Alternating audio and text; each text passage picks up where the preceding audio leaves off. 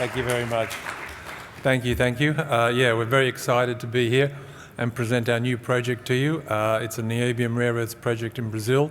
It's an advanced project, which we think is a company maker project. It's the kind of project which we think can deliver a high multiplier return to our investors and shareholders. We only completed this project in February 2025, the acquisition of the project, so brand new for us. It's got a number of strengths, which I'll quickly go through. We're in a great location. So we're in Brazil, particularly the state of Minas Gerais, which is the #1 mining state in Brazil, the Tier 1 jurisdiction. We're right next door to a company called CBMM, which already produces about 80% of the world's niobium. So we're in an established mining region in an established long history of niobium production. We have already economic mineralization with economic grades. It starts at surface, and yesterday we announced our maiden JORC resource. There was previously a resource out there from the historical work at 28 million tonnes. We've quickly increased that to 41 million tonnes. The metals we're in are niobium and rare earths. Those of you who know us from our Western Australian operations, we're exploring for lithium and nickel, not good commodities at the moment. Niobium and rare earths, very great, strong growth outlook, very stable prices. We've quickly assembled an in-country management team. We've got more than 80 years of combined experience. Some of these guys were ex-CBMM next door to us, so they know all about producing niobium. They know all about the Arusha region. We've also signed a cooperation agreement with the state of Minas Gerais itself to expedite our project approvals. So we think this is an exceptional development opportunity. We've got infrastructure all around us. We're not in the middle of some remote area. We've got a proven long history of mineral production of niobium. We think this is an opportunity to create a mine very quickly. So, as I said yesterday, we announced our JORC resource, our maiden JORC resource. So this is probably the most important thing for any mining company that has aspirations of going into production, to have a resource. So this is a very significant resource, 41 million tonnes, both of niobium, head grade of 0.68%, but you can see the measured and indicated portion is actually quite high grade, over 1%. And also the total rare earth resource is quite impressive, about 41 million tonnes at 4% TREO. If some of you are familiar with hard rock rare earth deposits like Lynas, Mount Weld deposit in Australia, their head grade's about 5%. The Arafura Nolans project in the Northern Territory is about 2.6%. So this is a very, very impressive grade that we have, and very impressive tonnes. There's 280,000 tonnes of contained niobium and 1.7 million tonnes of total rare earth oxide. And this is only the beginning. Only 10% of the project has been drilled out with close space drilling, so we think there's an awesome opportunity to increase the scale. The other great thing about the mineralisation is it starts from surface. So we're not 500 metres underground, we don't have to consider underground operations. It starts from surface, and the JORC resource itself is modelled only down to 100 metres. We know there's mineralisation beneath that, so we will drill more and expand the resource at depth. But the fact that it's at surface, it's unconsolidated rock, which means it's free digging, there's no blasting required. It's going to be pretty easy to mine this. This is a plan view map of the tenement area, and again it emphasises that only a small portion has been closely spaced drilled.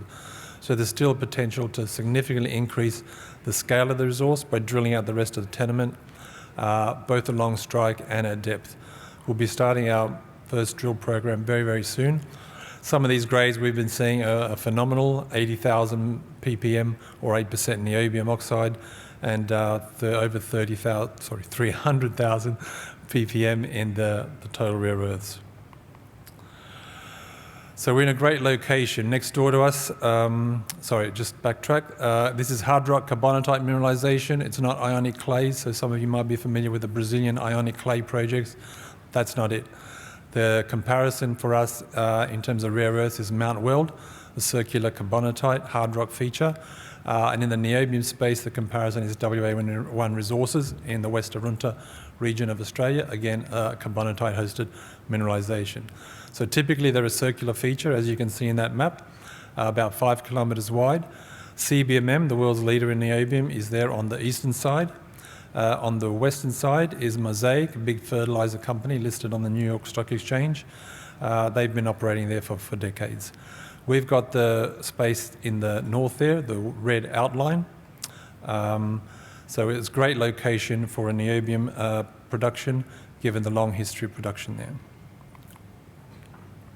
One of the reasons we like niobium is it's only got 3 primary producers in the whole world. So that makes it a pretty tight market. The world leader is CBMM. They manage the price very, very well. It's very stable.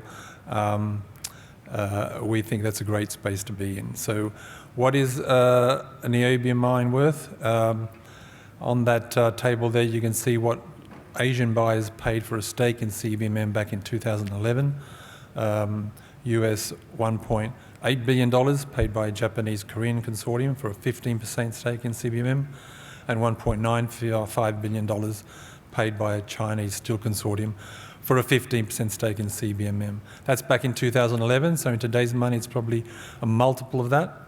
It just shows you how important niobium is to the world and how much money they will pay to get a foot stake into it. The main uses of niobium, ferroniobium is about 90% of the market, 10-12% is niobium oxide. Ferroniobium is used to strengthen steel, so for pipelines, for really crazy-looking buildings like the Marina Bay Sands, that's only built because of the niobium oxide, water-resistant machinery, and also for weapons. Niobium is highly temperature-resistant, but also strengthening. Niobium oxide is used in more high-tech applications, superconductive magnets, MRI equipment, etc. And you can see from that price chart there a very stable 10-year history and 10-year forecast for the niobium price. We've quickly put in place an in-country team to deliver project delivery. Tiago Amaral, Adriano Rios, Carlos Arroyo, and Ricardo Nardi, all ex-CBMM employees. They've got a long history of experience in mineral processing, in mining, in engineering. They've given us 80 years of experience combined. So we're hitting the ground running with a real depth of knowledge to deliver the project. We've also got an Australian team with Brazilian credentials, Caio Paul Arroyo and Wanderlei Basso, our geologist. We've also added to as an advisor to our board, the ex-Minister of Mines in Brazil, Mr. Adolfo Saxida. So that's a great opportunity to manage the political regime there. And we've also got one of the best permitting advisors, Mr. Germano Vieira, who used to be the Secretary of the Environment. So we've got a top-flight team which can deliver project completion. Tiago and Caio Paul Arroyo are here today, so if anybody's got any technical questions about Brazil, come to our booth and ask them. One of the important things we did to de-risk the project was to sign a cooperation agreement with the Brazilian government, the state of Minas Gerais, I should say. So they've agreed to expedite our project approvals in exchange for our investment in the state to build this mine. They've done this with a couple of other companies. The famous one was Latin Resources. They got their approvals through in 9 months instead of the typical 3 to 4 years. So this is a wonderful environment to be operating in. You don't normally get this kind of cooperation and support from the government. So it gives us real confidence that we can expedite our licensing. We've already established development partnerships. Industry participants can see the value of this project, the advanced nature of the project, and it's an opportunity to be a near-term producer. There's 2 scientific agencies in Brazil, Embrapa and Senai, who have agreed to help us optimise the flow sheet so we can produce both niobium and rare earths from our high-grade mineralisation. We're also part of the permanent magnet facility in Brazil. It's the first permanent magnet program in Latin America. We've also signed up with a company called Xinhai Mining Technology, one of the world leaders in the design and construction of mining plants. They're our preferred EPC contractor. And we've also signed up with a giant steel mill, Fangda Group from China, and also one of the specialist trading ferroalloy trading firms. So industry participants are coming to us. They want to help us develop this project because they can see that the product we're going to develop is going to meet market. So just in summary, initiatives we've got underway to deliver this project. The permitting process, we've got 2 mining concession applications in the system. We're engaging with government to get those approved. We'll have lots of progress on that in 2025. The resource modelling, we've announced our maiden JORC resource, that's done. We'll get on the ground and do more drilling, and I'm pretty sure we're going to expand that resource. We think we can see at least a doubling in the very short term, and possibly much, much bigger than that over the longer term.